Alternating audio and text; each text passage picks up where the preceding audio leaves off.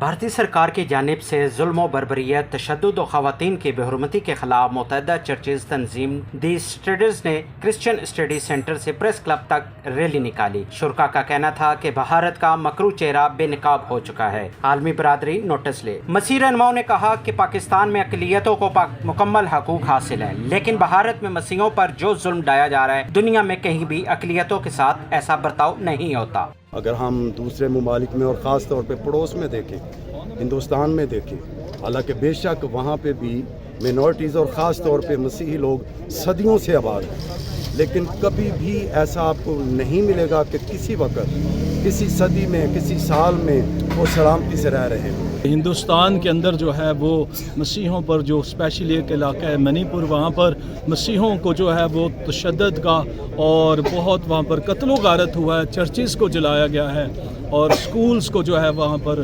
Demolish کیا گیا ہے، ڈسٹروائے کیا گیا۔ اس لیے ہم یہاں پر پریس کلب راولپنڈی میں جمع ہوئے ہیں۔ میں سمجھتا ہوں کہ اس موقع پر جو بین الاقوامی انسانی حقوق کے علمبردار ہیں اور جو NGOs ہیں، جو تنظیمیں ہیں، ان کو چاہیے کہ وہ میدان میں آئیں۔ مسیح برادری نے مطالبہ کیا کہ بھارت میں مسیح اور دیگر اقلیتوں کے حقوق کو سلیب کرنے پر انسانی حقوق کی تنظیمیں خاموش کی بجائے آواز بلند کریں۔